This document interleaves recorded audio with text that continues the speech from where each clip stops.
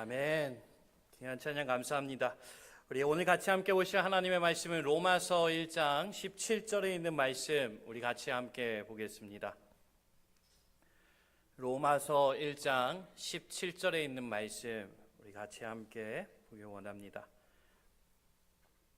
우리 한 절의 말씀인데요, 우리 같이 함께 한 목소리로 로마서 1장 17절 말씀 같이 합독하도록 하겠습니다. 복음에는 하나님의 의가 나타나서 믿음으로 믿음에 이르게 하나니 기록된 바 오직 의인은 믿음으로 말미암아 살리라 함과 같으니라. 아멘. 여러분, 세상에 사는 모든 사람들은요, 저마다 좋은 사람이 되기를 원해합니다. 여러분, 혹시 이 가운데 나는 나쁜 사람이 되고 싶어요 하는 분 있습니까? 없을 겁니다. 우리는 가정에서 좋은 부모가 되고 싶고 또 좋은 자녀가 되고 싶어 합니다. 또 직장에서는 좋은 직원, 또 때로는 좋은 매니저가 되길 바랄 겁니다. 학교에서는 좋은 학생, 또 좋은 선생이 되길 원하는 것입니다. 마찬가지로 교회에서도 그러합니다. 우리가 좋은 성도가 되길 원해하는 것입니다. 그래서 이렇게 좋은 사람이 되길 원해서 우리 나름대로 열심히 노력하지 않습니까? 주변에 성공한 사람이 있으면, 또 좋은 사람으로 인정받은 사람이 있으면 가서 조언을 구하기도 합니다. 또 때로는 여러 책들을 통해서 찾아보려고 하고, 그리고 또 때로는 학업을 통해서 좋은 모습을 만들어 가려고 할 때가 참 많이 있습니다. 저도 그렇습니다. 여러분, 저도요, 좋은 목사가 되고 싶은 사람입니다. 네, 저도 좋은 목사가 되고 싶어서요.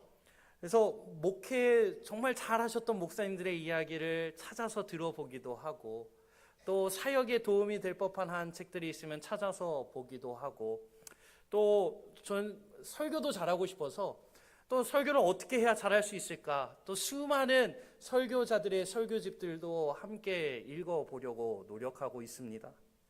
아마 여기 계시는 여러분들도요, 여러분들의 삶의 위치와 자리에서 그 주어진 일들을 잘 감당해 나가는 좋은 사람이 되기 위해서 여러 가지로 애쓰며 또 노력하고 계실 겁니다. 그런데 그렇게 열심히 노력하는 중에 때론 내 마음대로 되지 않을 때가 있죠. 내 부족함이 나타나고 내 연약함이 나타나서 마치 내가 지금까지 열심히 노력해왔던 모든 것들이 다 헛된 것처럼 느껴지고, 모든 것들이 흔들리는 것처럼 어렵고 힘든 시간들을 마주하게 될 때가 있습니다. 그런데 여러분, 우리는요, 그럴 때마다 우리의 해결을 찾아야 합니다. 그런데 그 해결을요, 엉뚱한 데서 찾으면 안 됩니다. 제가 대학교 때 한 번은 이런 일이 있었습니다. 대학교 때 이렇게 같이 처음 수업을 들으면서 처음 만난 친구였는데요, 같이 시험 공부를 하기로 했어요. 그래서 같이 시험 공부하면서 모르는 거 있으면 서로 물어보기도 하면서 이렇게 같이 공부를 했습니다. 근데 제가 모르는 게 있을 때 물어볼 때마다 이 친구가 되게 답변을 막힘없이 잘하는 거예요. 그래서 제 마음에는 이 친구가 진짜 공부 잘하는구나, 나 이번 학기 끝날 때까지 이 친구 옆에 꼭 붙어 있어야겠다. 그렇게 해서 같이 공부를 하고 처음 시험을 봤습니다. 시험 성적이 나왔어요. 제가 열심히 한 거에 비해서 너무 성적이 안 나왔던 거예요. 제가 아마 제 기억으로는 C 학점을 받았던 것 같은데요. 그래서 그 옆에 같이 공부했던 친구를 찾아갔어요. 그 친구는 뭔가 잘했을 것 같은 거예요. 그래서 너는 성적 뭐 받았어 하니까 D를 받았다는 겁니다. 그래서 제 문제를 찾았어요. 내가 모를 때 엉뚱한 사람한테 가서 물어봤구나 라는 것이었어요. 여러분, 우리가 문제가 있고 또 어려움이 있고 헤매일 때 우리는요, 그 문제에 대한 답을 올바른 곳에서 찾아야 합니다. 성경 말씀에 보면요, 태어날 때부터 앞을 보지 못하는 한 사람이 있었습니다. 앞을 보지 못하니까 많은 사람들이 수군거리죠. 저 사람은 왜 앞을 보지 못할까? 무엇 때문에 저 사람은 앞을 보지 못하게 된 것일까? 왜 태어날 때부터 앞을 보지 못하는 저 너무나도 불쌍한 인생에 처하게 된 것일까? 사람들이 이야기하죠. 제자들도 그랬어요. 이 평생 동안 앞을 보지 못하는 이 사람을 보면서 예수님께 질문합니다. 주님, 이 사람은 누구 때문에 앞을 보지 못합니까? 저 사람의 부모의 죄 때문입니까? 라고 물어보았습니다. 이 한 사람이 앞을 보지 못하는 어려움과 괴로움에 있습니다. 그 어려움과 괴로움에 대한 대답을 제자들과 사람들은요, 그 사람의 출신과 배경에서 찾으려 했던 것입니다. 그러려고 했던 그들의 마음을 아신 주님께서는요, 뭐라고 대답해 주셨는지 아십니까? 그 사람을 통해 하나님이 하실 일이 있으시다 라고 대답하셨습니다. 여러분, 이 대답이 무엇을 의미하는지 아십니까? 문제가 있고 어려움이 있고 괴로움이 있을 때 그 괴로움의 대답을요, 문제에서 찾지 말라는 것이에요. 하나님을 바라봄으로 그에 대한 돌파구를 찾아내라는 것입니다. 여러분, 우리는요, 좋은 믿음의 사람이 되기 위해서, 의인이 되기 위해서는요, 수많은 흔들리는 이 세상의 상황과 환경들 안에서도 올바른 믿음의 길을 찾아가야 합니다. 그 길을 어떻게 찾아가야 하는가? 오늘 로마서 1장 17절의 말씀이 우리에게 그 길을 알려주고 보여주고 있다는 것입니다. 전에도 몇 번 말씀드렸듯이 이 로마서의 말씀을 처음 받고 있었던 로마 교회 그 성도들, 어렵고 힘든 상황 속에서, 그 혼란스럽고 정말 어지러운 그 상황 속에서 믿음을 지키며 나아가는 것이 가장 중요하기에 그 믿음을 지키는 것, 하나님 앞에 의로운 자로 살아가는 것, 의인의 삶에 대해서 사도 바울은 가장 먼저 선포하며 말씀을 전하고 있는 것입니다. 오늘 우리도 이 말씀을 함께 보면서 하나님 앞에 의로운 자, 정말 좋은 믿음을 가진 자로 살아가기 위해서 우리가 어떻게 해야 하는지, 무엇을 바라보아야 하는지, 오늘 이 짧은 17절 한 구절의 말씀이지만 이 말씀을 통해 우리가 함께 살펴보기 원합니다. 먼저 첫 번째로 오늘 17절의 말씀에 보게 되면 뭐라고 시작하고 있는가 하면요, 복음에는 하나님의 의가 나타난다라고 시작하고 있습니다. 여러분, 여기에 보면 복음에는 하나님의 의가 나타난다고 하죠. 이 복음은 무엇일까요? 이미 우리가 로마서 1장 2절부터 4절의 말씀을 통해 확인했습니다. 이 복음은 곧 주 예수 그리스도시니라 라고 말씀을 우리에게 가르쳐주고 들려주었습니다. 그러기에 여기 나오는 이 복음은요, 예수 그리스도를 가리켜 말하는 것입니다. 그 복음에는 무엇이 나타난다고요? 하나님의 의가 나타난다라는 것입니다. 여기 나오는 이 하나님의 의가 나타난다, 이게 도대체 무슨 의미일까요? 이 하나님의 의가 나타난다라는 것을 설명하는 신학적인 여러 방법들이 있을 겁니다. 저도 오늘 말씀을 준비하면서 이 하나님의 의가 나타난다, 이거를 어떻게 설명해야 될까? 이것을 어떻게 우리가 함께 말씀을 생각해야 될까? 여러 고민 속에 다른 목사님들은, 여러 설교자들은 어떻게 이 하나님의 의가 나타난다를 설명하고 있는지를 많이 찾아봤습니다. 그리고 신학자가 쓴 여러 가지 이야기들도 찾아보았습니다. 근데 그 여러 가지 이야기들 중에서요, 제 마음에 가장 확실하고 분명하게 딱 설명이 되고 정리가 되는 표현이 있었습니다. 오카는 목사님의 이 로마서 설교집에 나오는 표현인데요, 이 하나님의 의가 나타난다라는 것은요, 곧 구원을 의미한다라는 것이다 라고 설명하고 있습니다. 그러니까 한번 생각해 봅시다, 여러분.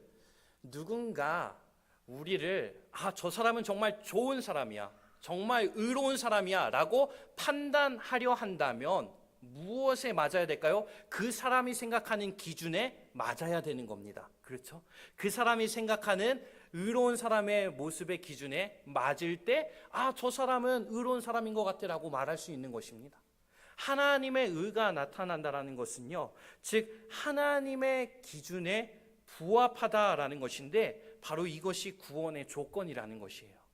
즉 하나님의 의가 나타난다는 것은요, 구원을 의미하고 있는 것입니다. 그런데 여기 중요한 표현이 있습니다. 이러한 하나님의 의가, 그러니까 우리가 하나님의 백성이 되고 하나님의 자녀가 되는 그 구원의 역사가 무엇을 통해 나타나게 된다고요?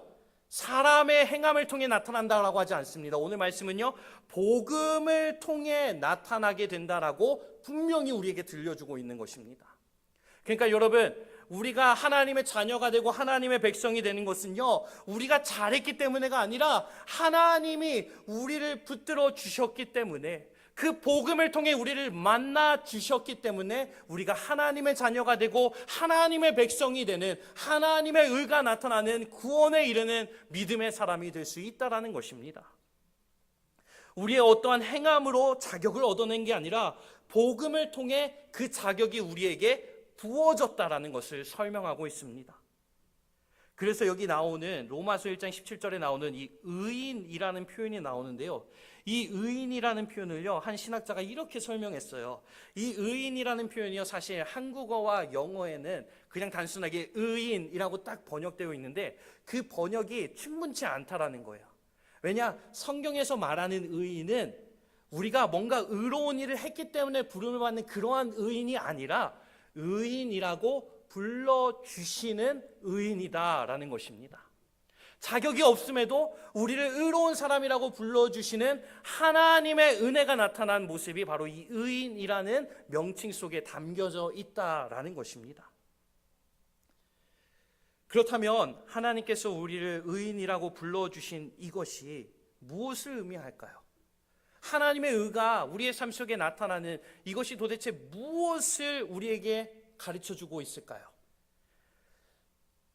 그래서 우리가 고린도후서 5장 19절의 말씀을 함께 보기 원하는데요. 이 고린도후서 5장 19절의 말씀은요, 이 그리스도의 복음에 대해서 우리에게 이렇게 설명하고 있습니다. 오늘 우리가 읽은 말씀에는요, 복음에는 하나님의 의가 나타난다라고 했죠. 이 그리스도의 복음을 통해 하나님께서 무엇을 이루고자 하셨는지가 이 고린도후서 5장 19절 첫 부분에 나옵니다. 우리 이 말씀 같이 함께 읽어볼까요? 고린도후서 5장 19절 우리 첫 부분, 저 노란색으로 색깔되어 있는 부분만 우리 같이 함께 큰 소리로 읽어보겠습니다.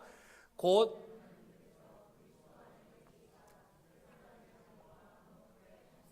아멘. 여기 보면 뭐라고요? 그리스도 안에 계시사 세상을 자기와 어떻게 한다고요?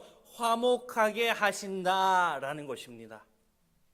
하나님의 의가 나타나는 것과 화목하게 하는 것과 무슨 연관이 있을까요? 여러분, 이 화목하게 하다라는 이 표현이요, 언제 사용하는 표현인지 아십니까?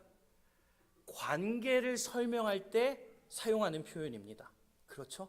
화목한 우리 가정, 화목한 우리 친구 사이, 화목한 우리의 우정, 화목한 우리 교회, 이 관계를 설명할 때 사용되는 단어가 화목이라는 단어입니다. 즉 하나님께서 복음을 통하여 하나님의 의를 나타내사 우리를 하나님의 백성, 하나님의 자녀로 삼아주신 이유는요, 바로 하나님께서 우리와의 관계 속으로 찾아와 주셨다라는 것입니다. 이것이 모든 믿음의 첫 출발이 된다라는 것입니다. 하나님께서 오늘 우리와 만나 주셨다. 이게 바로 복음의 부르심이고 복음의 메시지라는 것입니다. 이 하나님과의 관계 속에 거하는 자를 하나님은 의롭다 여겨주시는데 누가 하나님과의 관계 속에 거하냐? 하나님은 우리 모두를 찾아오셨다라는 것입니다. 그러니까 오늘 이 자리에 예배하며 나아가는 우리 모든 여러분들, 하나님과의 관계 속에 거하게 된 의로운 자라 부름을 받게 된 의인이 되심을 믿으시길 바랍니다. 그게 우리 믿음의 모습이라는 것입니다. 내가 무언가를 잘해서 하나님 앞에 인정받았기 때문에 하나님이 나를 자녀로 삼아주셔서 하나님이 나를 백성으로 삼아주셔서 이게 아닙니다. 그래서 로마서 이어지는 말씀에 보게 되면요, 하나님께서 그 그리스도의 사랑을 우리에게 확증시켜 주셨는데 언제 확증시켜 주셨는가? 우리가 아직 죄인 되었을 때라고 하고 있습니다. 우리가 아직 죄인 되었을 때, 우리가 하나님을 알지 못할 때 하나님은 이미 이 복음으로 우리의 삶 속에 찾아와 만나 주셨다라는 것입니다. 그 하나님과의 관계 속에 거하기 때문에 우린 의로운 사람이라 부름을 받게 되었다라는 것입니다. 하나님과의 관계 속에 거하는 것이 의로움의 모습이 되는 것을 확인시켜주는 구절이 있습니다. 사실 이 구절은요, 제가 설교도 여러 번 했지만 가장 이해되지 않는 구절 중에 하나였습니다. 이 히브리서 11장 4절에 나오는 말씀인데요, 이 히브리서 11장 4절에 보면요, 아벨에 대한 이야기가 나옵니다. 이 히브리서 11장은 우리가 잘 알듯이 믿음장이라고 불려지기도 합니다. 믿음의 사람들의 이야기가 나오는데 가장 처음 등장하는 사람의 이야기가 아벨의 이야기입니다. 그러면서 믿음으로 아벨은 가인보다 더 나은 제사를 하나님 앞에 드렸다라고 하고 있습니다. 그 바로 다음에 뭐라고 설명하고 있는지 아십니까? 그로 인해서 의로운 자라 하는 증거를 얻었다라고 말씀을 설명하고 있습니다. 저는 처음에 이 구절이 이해가 안 됐어요. 왜냐? 히브리서 11장 이어지는 수많은 사람들의 이야기를 보면요, 뭔가 일을 해낸 사람들이에요. 노아 뭘 했죠? 방주를 지었어요. 아브라함 뭘 했죠? 갈 바를 알지 못하는 상황에서도 하나님의 부르심을 따라 나아갔어요. 그러니까 이 11장에 나오는 모든 사람들의 이야기를 보면요, 뭔가 한 게 있어요. 뭔가 이루어낸 성과가 있어요. 뭔가 보여지는 모습이 있어요. 그래서 그러한 사람들이 의로운 사람이구나 라고 하는 것은 공감이 됐는데, 아벨에 대한 내용은 하나도 없어요. 성경에 나오는 아벨에 대한 기록은 딱 하나뿐인데, 뭔가 바로 하나님 앞에 제사를 드린 것뿐이에요. 그리고 어떻게 됐죠? 형한테 죽임을 당했어요. 그게 전부였어요. 근데 히브리서 11장은요, 그 아벨의 모습을 보면서 의로운 자다라고 부르고 있는 것입니다. 아벨이 어떠한 대단한 일을 이루어냈기 때문에가 아니라 하나님과의 관계 속에 하나님을 예배하는 자였기 때문에 그가 의로운 자다라고 부름을 받게 되었다라는 것입니다. 오늘 우리도 마찬가지입니다. 내가 무언가를 이루어냈기 때문에, 대단한 일을 이루어냈기 때문에 하나님께서 우리를 의로운 자로 삼아주신 게 아니라 그저 하나님과의 관계 속에 우리를 붙들어 주셨기 때문에 우리가 의인이 되는 것이고 믿음으로 살아갈 수 있게 되었다라는 것입니다. 그래서 여러분, 이스라엘이요, 구약 시절 내내 하나님의 백성으로 불려지지 않습니까? 이스라엘이요, 하나님의 백성으로 불려지게 된 이유가 무엇입니까? 이스라엘 사람들이요, 하나님의 백성답게 행동했기 때문에가 아닙니다. 얼마나 많이 원망했어요. 얼마나 많이 불평했어요. 이스라엘이요, 하나님의 백성이라고 불려질 수 있었던 이유는 딱 하나입니다. 바로 하나님께서 그들과의 관계 속에 붙들어 주셨기 때문입니다. 하나님이 그들을 떠나지 않아 주셨기 때문입니다. 마찬가지로 오늘날 우리가 하나님의 백성이 되었다, 하나님을 예배하는 자가 되었다는 것은요, 내가 무언가를 했기 때문에가 아니라 하나님이 나를 떠나지 않고 나와 함께하여 주시고 그 복음을 통하여서 나를 하나님의 자녀 삼아 주셨다라는 이 하나님의 복음을 통하여, 그리스도 예수의 복음을 통하여 우리가 의로운 자라 부름을 받게 되었다라는 것입니다. 이게 모든 믿음의 첫 출발인 것입니다. 하나님께서 우리를 붙들어 주시는 그 관계 속에 거하는 것, 이것이 진정한 믿음의 모습이며 하나님이 인정하시는 의로운 자의 모습이다라는 겁니다. 그러기에 우리가 의로운 자로 세워져 가고 우리가 좋은 믿음의 사람으로 세워져 가는 유일한 방법은 하나님과의 관계를 붙드는 것입니다. 오늘 함께 예배하며 우리 한번 생각해 보기 원합니다. 여러분들, 물론 우리가 이 예배 자리에 나와 하나님을 붙들며 예배하며 나아갑니다. 그런데 여기서만 끝나는 것이 아니라 여러분들의 가정에서, 여러분들의 일터에서, 여러분들의 일상에서 여러분들은 하나님과의 관계를 어떻게 붙들며 살아가고 계십니까? 하나님께서는요, 그 어떠한 순간에서도 우리를 붙들고 계십니다. 우리를 붙들어 주시는 그 주님을 바라보며 그 하나님과의 관계 속에 거함으로 의로운 자라 부름을 받게 되는 아름다운 믿음의 사람이 되시기를 주님의 이름으로 축원합니다. 그렇다면 이러한 하나님과의 관계가 왜 중요한가 하면요, 오늘 이어지는 17절의 말씀은 이렇게 우리에게 들려주고 있습니다. 복음에는 하나님의 의가 나타나서, 그 다음에 뭐라고 하죠? 믿음으로 믿음에 이르게 한다라고 하고 있습니다. 이건 또 무슨 말일까요? 믿음으로 믿음에 이르게 한다. 하나님과의 관계 속에 거하며 그 하나님의 관계를 붙들며 나아가는 우리가 믿음에 이르게 된다는 것입니다. 그 이유가 있습니다. 여러분, 하나님과의 관계 속에서 하나님께서 우리를 뭐라고 부르는지 아십니까? 하나님께서 우리를 뭐라고 부르시죠? 너는 내 아들이다, 딸이다 라고 부르잖아요. 그래서 갈라디아서 4장 6절의 말씀을 우리 함께 볼까요? 갈라디아서 4장 6절의 말씀입니다. 너희가 아들이므로 하나님이 그 아들의 영을 우리 마음 가운데 보내사 아빠 아버지라 부르게 하셨느니라. 아멘. 여기 보면 그 아들의 영을 우리 마음에 보내셔서 우리로 하여금 어떻게 고백하도록요? 하나님을 아빠라고, 아버지라고 부를 수 있게 하여 주셨다라는 것입니다. 하나님께서는 우리를 찾아오셔서 우리의 관계 속에서 끊임없이 우리에게 외쳐주시는 게 무엇인가 하면요, 내가 너를 낳았도다, 너는 내 아들이다. 너는 내 자녀다. 나는 너의 아버지가 된다라는 것을 끊임없이 이 복음의 메시지를 통해 우리에게 들려주고 계십니다. 자, 그렇다면 이것이 왜 우리를 믿음에 이르게 하는 것일까요? 저는 한번 이렇게 생각해 보기 원합니다. 여러분, 우리가 자녀를 키워보신 여러분들은 자녀가 처음 태어나고 처음 그 아이를 여러분들의 품에 안으셨을 때 처음 인사를 하는 거잖아요. 여러 인사를 하죠. 여러 말들을 할 텐데 제가 생각하기엔 모든 부모들이 하는 말이 하나 있는 것 같아요. 무엇인 것 같으세요? 딱 이 아이를 보고 딱 눈을 딱 마주치면서 뭐라고 하냐? 내가 아빠야. 그 엄마가 딱 붙들고 내가 엄마야. 그렇죠? 이 말 하잖아요.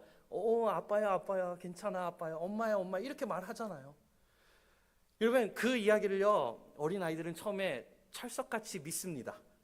그래서 어릴 때는요 아빠, 엄마라는 걸 뭐 의심하지 않아요. 저희 지금 아이들 나이도 그래요.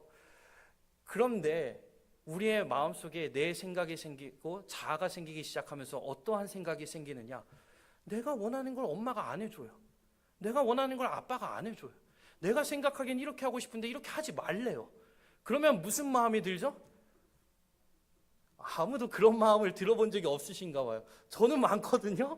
내가 원하는 걸 안 해주고 내가 하고 싶은 걸 하지 말라고 하면 진짜 내 부모 맞아? 내가 원하는 걸 왜 하지 말라고 해? 나를 사랑하는 거 맞아? 라는 이러한 의심과 생각이 자리 잡게 돼요.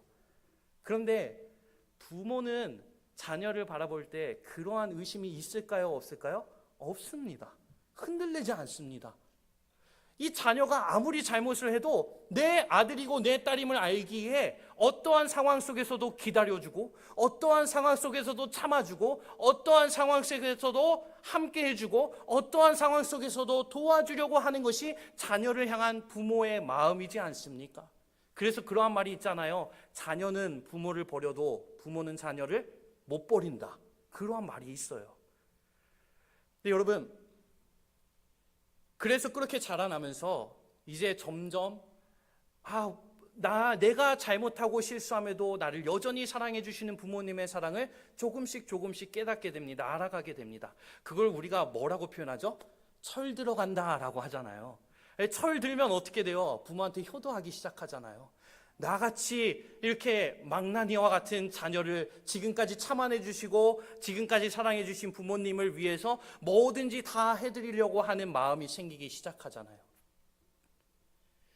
여러분, 하나님께서는요 우리를 처음 순간부터 너는 내 아들이다, 너는 내 딸이다 라고 불러주셨습니다. 그런데 우리의 마음과 생각이요 끊임없이 흔들려요. 하나님, 이건 내가 생각한 게 아닌데요. 하나님, 이건 내가 꿈꾸던 게 아닌데요. 하나님 정말 살아계십니까? 하나님 정말 날 사랑하긴 하세요? 성경에는 아버지라고 있는데 무슨 아버지가 아들에게 이렇게 해요? 라며 흔들리고 의심하는 마음이 생깁니다. 그런데 그 흔들리고 의심하는 우리의 마음을 향해 주님께서 외치십니다. 내가 너를 낳았도다. 그런데 그 외침을 어디에서도 이어가시는지 아십니까? 그 십자가 앞에서도 이어가고 계시다라는 것입니다. 그게 복음인 것이에요. 그 십자가의 수치와 지옥의 발걸음 속에서도요 주님이 끊임없이 외친 게 무엇인지 아십니까? 아버지여, 저들의 죄를 용서하여 주시옵소서. 이게 주님의 기도였습니다. 우리의 흔들리고 의심하는 마음 속에서도요 우리 주님은 여전히 그 자리에 계셔서 우리를 기다리고 계십니다. 그리고 그 주님의 사랑을 깨닫기 시작할 때 우리는 믿음으로 고백할 수 있게 됩니다. 그렇죠, 주님이 나를 가장 잘 아시죠. 주님이 나를 가장 사랑하시죠. 주님이 모든 것을 아시죠. 주님이 내 아버지 되시죠. 그 주님을 나도 사랑합니다라는 믿음의 고백에 이르게 된다는 것입니다. 그러니까 여러분, 우리의 믿음이 자라나는 것은요 막 내가 공부를 많이 했다고 되는 게 아닙니다. 내가 예배를 많이 드리고 교회를 오래 다녔다라고 해서 되는 게 아니라 그 그리스도의 복음 앞에 우리의 마음이 반응하기 시작할 때 그것이 바로 믿음이다라는 것입니다. 그래서 믿음은요 하나님과의 관계 속에 나타나는 우리의 반응이자 고백인 것입니다. 믿음은요 그 하나님의 사랑 앞에 깨어지는 우리의 마음의 표현이고 고백이라는 것입니다. 맞습니다, 주님이 날 사랑하시죠. 내가 주님 곁을 떠났음에도 주님은 여전히 내 곁에 머물러 주셨죠 라고 깨달으며 그렇습니다 주님, 주님 사랑하겠습니다 라고 고백하는 이것이 바로 믿음의 반응이다라는 것입니다. 그러기에 여러분, 우리의 삶 속에 변함없이 우리를 향한 그 복음의 사랑, 그 십자가의 사랑으로 내가 너를 낳았도다, 너는 내 아들이다, 너는 내 딸이다, 너는 내 사랑하는 자녀다라고 외치시는 그 주님의 사랑의 외침 앞에, 그 복음의 부르심 앞에 여러분들의 마음이 깨어 반응하게 되는 믿음의 사람들이 되시기를 주님의 이름으로 축원합니다. 그리고 마지막으로는요, 이 믿음의 반응으로 우리가 살아가야 한다는 것입니다. 오늘 17절 마지막은 뭐라고 이 말씀을 마무리하고 있습니까? 오직 의인은 믿음으로 말미암아 살리라. 오직 의인은 믿음으로 말미암아 살아간다는 것입니다. 의로운 사람은요, 믿음으로 말미암아 살아가는 것이에요. 여러분, 근데 여기 보기만 되면요, 의로운 사람이 무언가 단단한 결심과 흔들리지 않는 마음으로 살아간다, 이게 아니라 믿음으로 살아간다고 하고 있는데, 그렇다면 이건 도대체 무슨 의미일까요? 사실 이 말씀은요, 하박국 2장 4절의 말씀에 나오는 구절입니다.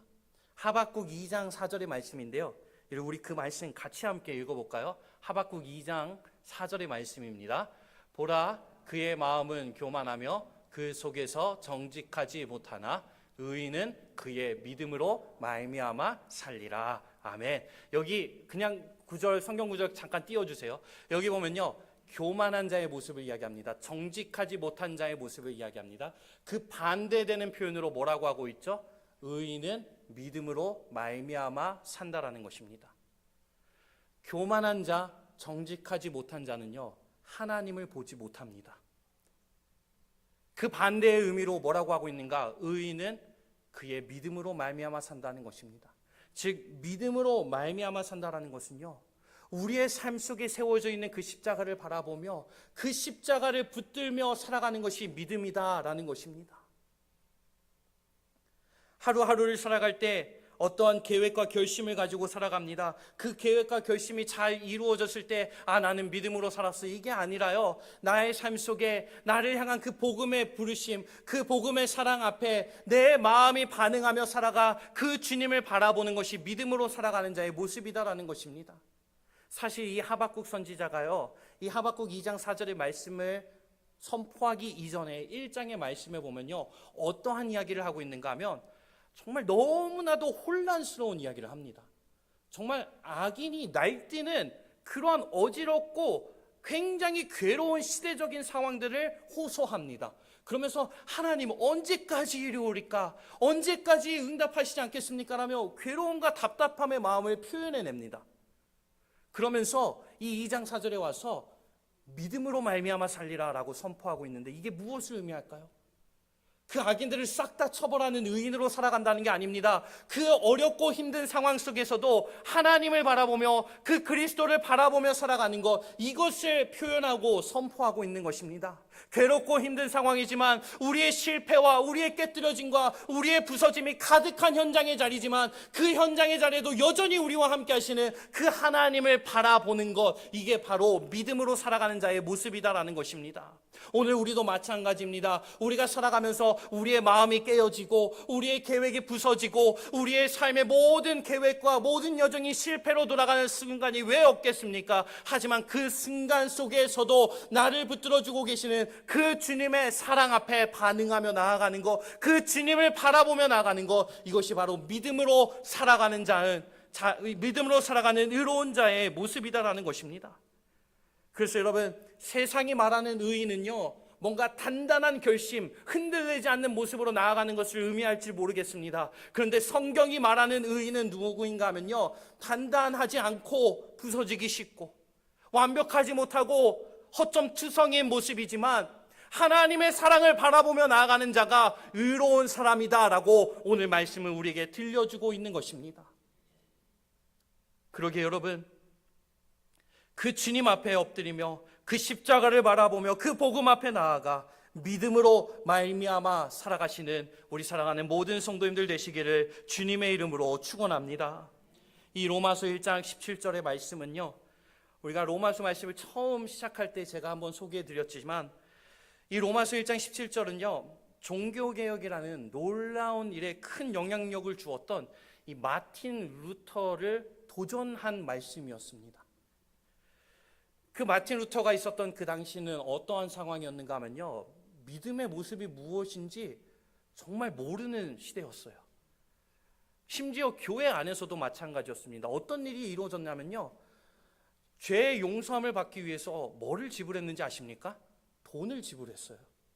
돈을 주고 내가 죄의 용서함을 받았다라고 말하고 다니는 거예요, 사람들이. 그러니까 이게 진짜 믿음이 무엇인지, 하나님을 믿는다는 게 무엇인지, 믿음으로 살아간다는 게 무엇인지 도무지 찾아볼 수 없는 그 상황 속에 마틴 루터가 믿음의 원리를 깨달아요. 이 로마서 1장 17절의 말씀을 통해서요. 우리의 어떠한 행함으로가 아니라, 우리가 돈을 주고 용서함을 받는 게 아니라, 내가 어떠한 일을 많이 함으로 용서함을 받는 게 아니라, 그 복음으로 그저 우리를 아무 조건 없이 찾아와 주신 그 복음을 통해 하나님을 알아가고 그 하나님과의 관계 속에 하나님을 사랑한다라고 고백해내는 이것이야말로 진정한 믿음으로 살아가는 자의 모습이구나를 마틴 루터가 깨닫게 됩니다. 그래서 이 마틴 루터가요 5가지를 외치는데요. 뭐라고 외쳤는가 하면요. 오직 성경으로, 오직 그리스도, 오직 은혜로, 오직 믿음으로, 오직 하나님께 영광. 이걸로 돌아가야 된다라고 외쳤던 게 종교개혁의 시작이었던 것입니다. 여러분, 오늘 우리의 삶도요, 얼마나 혼란스러운 세상 가운데 우리가 살아가고 있습니까? 진짜 믿음이 무엇인지, 진짜 믿음으로 살아간다는 게 무엇인지, 교회 안에서조차도 혼란스럽고 어지러워져 버린 세상이 우리가 살아가고 있는 이 시대입니다. 이 시대 우리는 진정한 믿음의 모습인지를 분명히 기억하며 나아가야 합니다. 우리의 행함으로가 아니라 나를 찾아와 주신 그 하나님과의 관계 속에 거하며 끊임없이 나를 기다려주시고 나를 참아주시고 인내해주신 그 주님의 사랑 앞에 내 마음이 깨뜨려지고 내 마음이 부수어지고 내 생각이 온전히 다 내어 던져버려져서 나는 죽고 오직 예수로 살기로 결심하며 결단하며 나아가는 이것이야말로 진정한 믿음의 사람의 모습이다라는 것입니다. 우리 사랑하는 열문의 모든 예배자들은 믿음으로 살아가는 의로운 자들이 되시기를 주님의 이름으로 축원합니다. 교회를 많이 한다고 해서 그런 게 아닙니다. 그렇다고 해서 교회를 하지 말라는 게 아닙니다. 여러분 같이 열심히 섬겨주세요. 그걸로 우리가 하나님 앞에 의로운 자가 된다는 게 아니에요. 우리가 의로운 자가 되는 것은요, 하나님의 은혜라는 것이에요.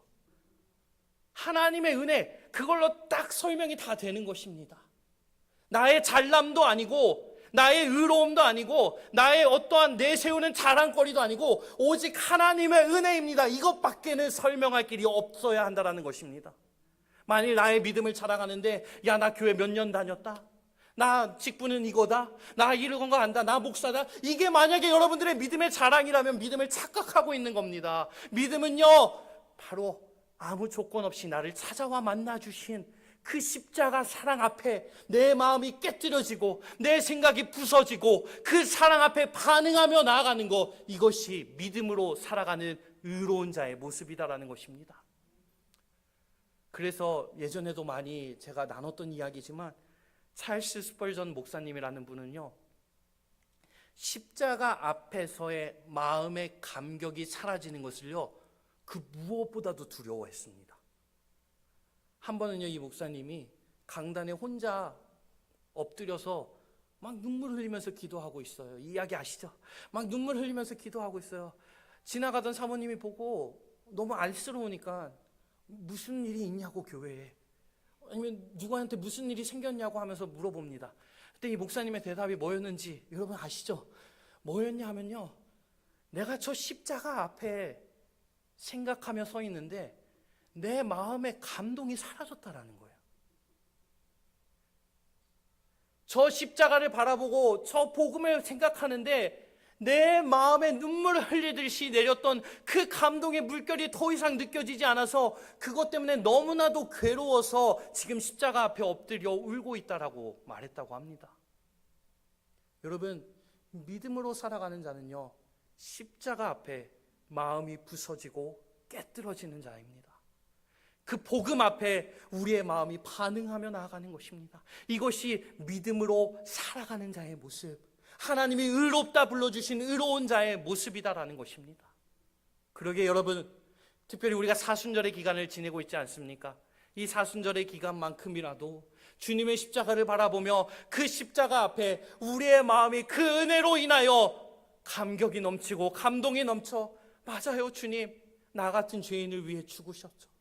나 같은 죄인을 위해 그 십자가에 치욕당하셨죠. 나 같은 죄인을 위해 그 십자가의 낮은 자리로 찾아오셨죠. 그 주님 나도 사랑합니다. 그 주님을 붙들겠습니다라는 이 믿음의 고백이 이 사순절 기간 우리 가운데 이루어져 가고 회복되어져 가게 되기를 주님의 이름으로 축원합니다.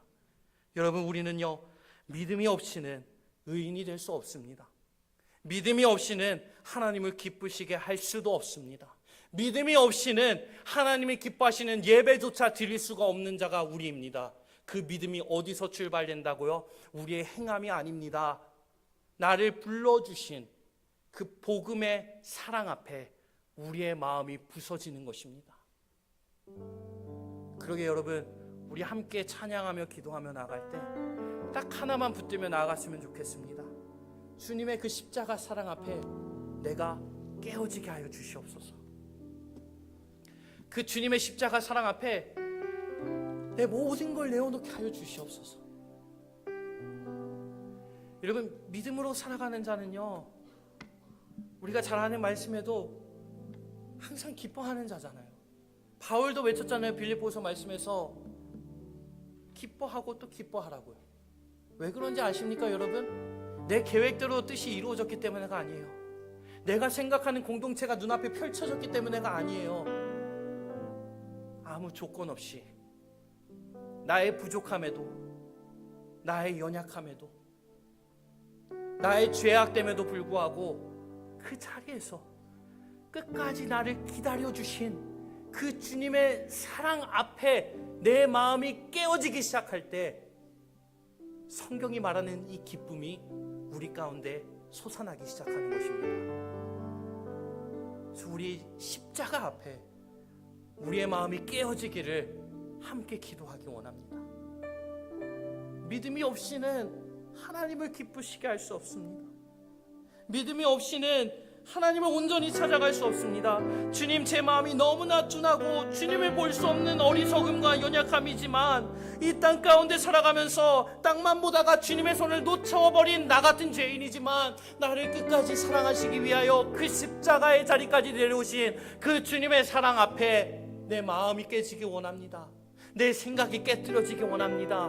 내 일상이 부서지기 원합니다. 그리하여 주님의 사랑이면 충분합니다.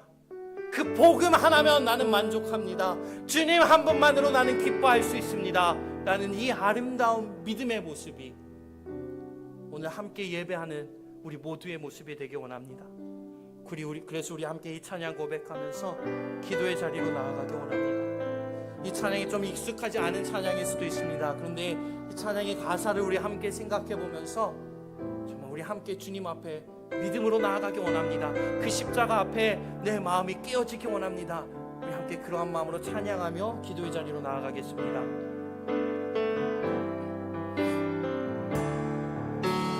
주님, 제 마음이 너무 둔해서 주님을 볼 수 없습니다.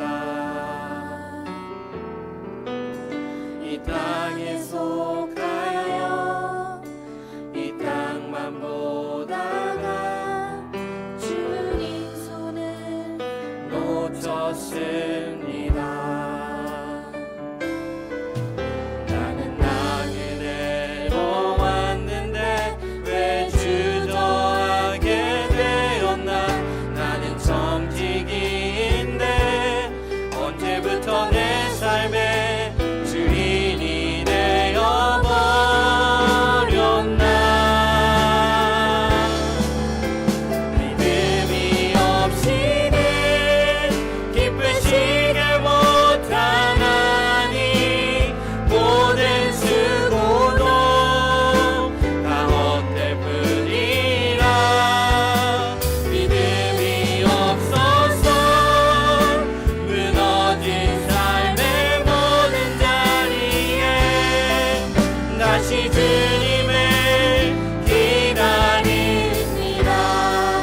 다시 한번 고백하겠습니다. 주님, 주님 제 마음이 너무 흔해서 주님을 볼 수 없습니다. 이 땅에 속하여 이 땅만 보다가 주님 손을 놓쳤습니다. 나는 나그네로 왔는데 왜 주저앉게 되었나. 나는 청지기인데 언제부터 내 삶의 주인이 되어버렸나.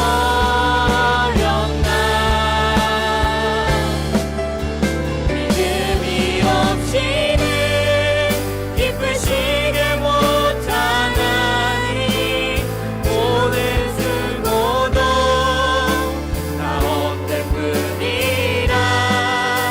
믿음이 없어서 무너진 삶의 모든 자리에 다시 주님을 기다립니다.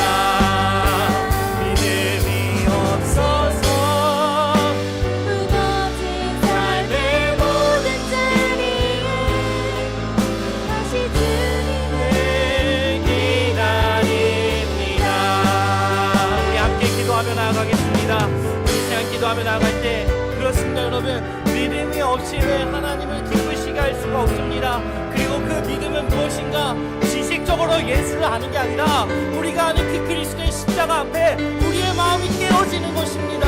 우리의 마음이 반응하며 나아가는 것입니다. 그러기에 이 시간 우리 함께 기도하며 나아갈 때 주님, 믿음으로 살아가는 우리가 되기 원합니다. 믿음으로 예배하는 우리 교회 되기 원합니다. 믿음으로 사역하는 우리가 되기 원합니다. 그 주님의 십자가 앞에 우리의 마음이 깨어지고 무너진 우리의 삶의 자리에 찾아오신 그 십자가의 자리에서 우리를 기다리시는 그 주님을 만나는 그 아름다운 믿음의 자리로 우리를 세워가 달라고 우리 시간 같이 함께 기도하며 나아가겠습니다. 주님 감사합니다. 주님 감사합니다. 우리 시간 아버지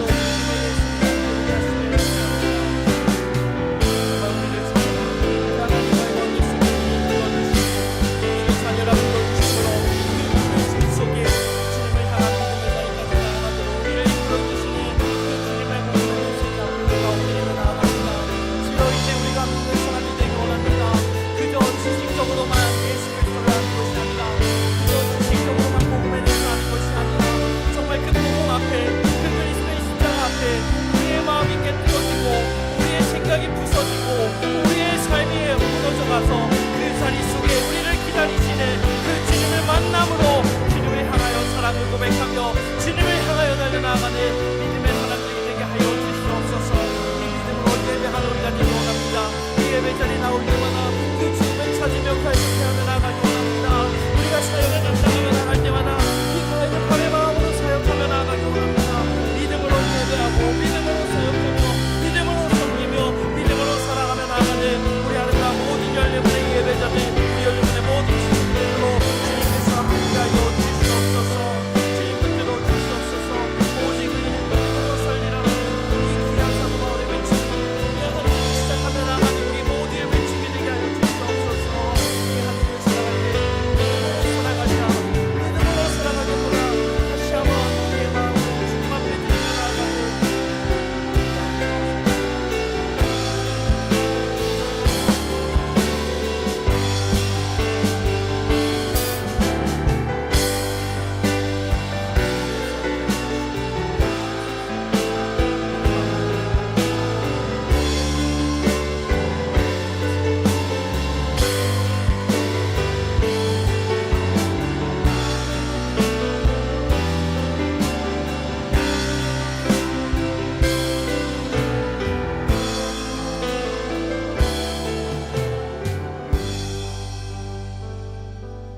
하나님 아버지 감사합니다.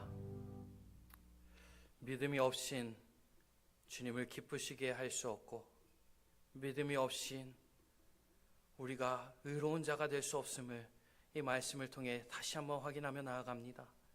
주님, 우리 가운데 진정한 믿음의 모습이 세워져 가기 원합니다. 지식적으로 복음을 아는 게 아니라, 그냥 지식적으로 예수 그리스도의 십자가를 보는 게 아니라 그 십자가의 자리에서 우리를 기다리시고 우리를 사랑하여 주신 그 주님의 의가 나타난 그 복음의 자리를 통하여서 우리의 마음이 깨뜨려지게 하시고 우리의 생각이 부서지게 하여 주셔서 우리의 삶 속에 함께 하시고 우리와 끝까지 함께 하시는 그 주님의 사랑 앞에 반응하며 나아가는 참된 믿음의 모습이 우리 모든 예배자들의 모습이 되기 원합니다. 사도 바울이 오직 의인은 믿음으로 살리라고 외쳤던 것처럼 오늘 우리도 이 세상을 향하여 오직 의인은 믿음으로 말미암아 살리라 외치며 이 한 주도 그 주님의 십자가 앞에 반응하며 나아가는 믿음의 삶을 살아갈 수 있도록 주님 인도하여 주시옵소서. 감사드리며 예수님의 이름으로 기도드리옵나이다. 아멘.